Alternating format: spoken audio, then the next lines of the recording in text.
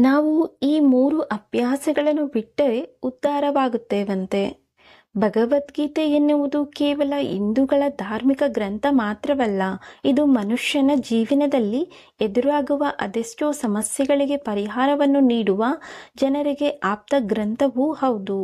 ಮಹಾಭಾರತ ಯುದ್ಧದಲ್ಲಿ ಶ್ರೀಕೃಷ್ಣ ಅರ್ಜುನನಿಗೆ ನೀಡಿದ ಜ್ಞಾನವನ್ನೇ ಮಹಾಭಾರತ ಗ್ರಂಥದಲ್ಲಿ ಉಲ್ಲೇಖಿಸಲಾಗಿದೆ.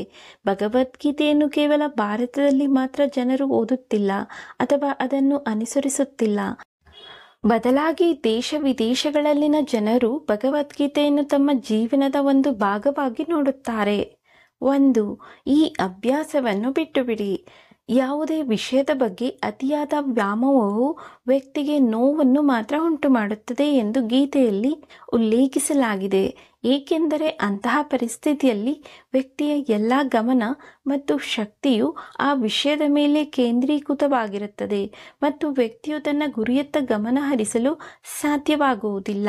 ಇದರಿಂದಾಗಿ ಯಾರೊಂದಿಗಾದರೂ ನಿಮ್ಮ ಅತಿಯಾದ ಮೋಹವು ನಿಮ್ಮ ಪ್ರಗತಿಯಲ್ಲಿ ಅಡೆತಡೆಗಳನ್ನು ಉಂಟು ಮಾಡಬಹುದು. ಆದ್ದರಿಂದ ನಿಮ್ಮಲ್ಲಿರುವ ಈ ಕೊರತೆಯನ್ನು ಆದಷ್ಟು ಬೇಗ ನಿವಾರಿಸಿಕೊಳ್ಳಿ. ಅತಿಯಾದ ವ್ಯಾಮೋಹವನ್ನು ಇಟ್ಟುಕೊಳ್ಳಬೇಡಿ. 2. ಇಂತಹ ದುರಭ್ಯಾಸ ಒಳ್ಳೆಯದಲ್ಲ.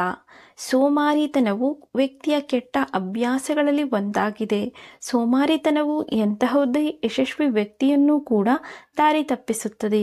ಸೋಮಾರಿತನ ಯಾವ ವ್ಯಕ್ತಿಯಲ್ಲಿರುತ್ತದೋ ಆ ವ್ಯಕ್ತಿ ಎಂದಿಗೂ ತನ್ನ ಜೀವನದಲ್ಲಿ ಯಶಸ್ಸನ್ನು ಸಾಧಿಸುವುದಿಲ್ಲ ಎಂದು ಭಗವದ್ಗೀತೆಯಲ್ಲಿ ಉಲ್ಲೇಖಿಸಲಾಗಿದೆ.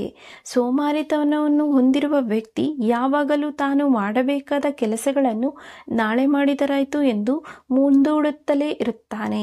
ಇದರಿಂದಾಗಿ ಅವನು ಹಿಡಿದ ಕೆಲಸವು ಪೂರ್ಣವಾಗುವುದೇ ಇಲ್ಲ. ಭಗವದ್ಗೀತೆಯಲ್ಲಿಯೂ ಸಹ ಕೃಷ್ಣ ಪರಮಾತ್ಮನು ವ್ಯಕ್ತಿಯ ಸೋಮಾರಿತನವು ಅವನನ್ನು ಯಶಸ್ವಿಯಾಗದಂತೆ ತಡೆಯುತ್ತದೆ ಎಂದು ಹೇಳಿದ್ದಾರೆ. ಏಕೆಂದರೆ ಸೋಮಾರಿಯು ವಿಶ್ರಾಂತಿ ಪಡೆಯಲು ಮಾತ್ರ ಬಯಸುತ್ತಾನೇ ಹೊರತು ಕೆಲಸ ಮಾಡಲು ಬಯಸುವುದಿಲ್ಲ. ಯಾವಾಗ ವ್ಯಕ್ತಿ ತನ್ನಲ್ಲಿನ ಸೋಮಾರಿತನವನ್ನು ದೂರ ಮಾಡಿಕೊಳ್ಳುತ್ತಾನೋ ಆಗ ಯಶಸ್ಸನ್ನು ಸಾಧಿಸುತ್ತಾನೆ. 3. ಇದು ಅಭ್ಯಾಸ ಕೂಡ ಒಳ್ಳೆಯದಲ್ಲ. ಶ್ರೀಮದ್ ಭಗವದ್ಗೀತೆಯಲ್ಲಿ ಅಹಂಕಾರವೆಂಬುದು ವ್ಯಕ್ತಿಯ ದೊಡ್ಡ ಶತ್ರುವೆಂದು ವಿವರಿಸಲಾಗಿದೆ. ಯಾವ ವ್ಯಕ್ತಿ ಅಹಂಕಾರಿಯಾಗಿರುತ್ತಾನೋ, ಅಹಂಕಾರದಂಥ ಗುಣವನ್ನು ಹೊಂದಿರುತ್ತಾನೋ ಅವನು ವಿನಾಶದತ್ತ ಸಾಗುತ್ತಾನೆಯೇ ಹೊರತು ಎಂದಿಗೂ ಜೀವನದಲ್ಲಿ ಉದ್ಧಾರವಾಗಲು ಸಾಧ್ಯವಿಲ್ಲ. ಇಂತಹ ಜನರು ಸ್ವತಃ ತಮಗೆ ತಾವೇ ವಿನಾಶವನ್ನು ತಂದುಕೊಳ್ಳುತ್ತಾರೆ. ಅಹಂಕಾರದಿಂದಾಗಿ ವ್ಯಕ್ತಿಯು ತನ್ನ ಬುದ್ಧಿಶಕ್ತಿಯನ್ನು ಕಳೆದುಕೊಳ್ಳುತ್ತಾನೆ, ಯೋಚನೆ ಮಾಡುವ ಸಾಮರ್ಥ್ಯವನ್ನು ಕಳೆದುಕೊಳ್ಳುತ್ತಾನೆ. ದುರಹಂಕಾರಿ ವ್ಯಕ್ತಿ ಎಂದಿಗೂ ತನ್ನ ತಪ್ಪನ್ನು ಒಪ್ಪಿಕೊಳ್ಳುವುದಿಲ್ಲ. ಅವನು ಎಲ್ಲ ಅಭ್ಯಾಸಗಳಿಂದಾಗಿ ಅವನ ಜೀವನದಲ್ಲಿ ಎಂದಿಗೂ ಪ್ರಗತಿ ಸಾಧಿಸಲು ಸಾಧ್ಯವಾಗುವುದಿಲ್ಲ.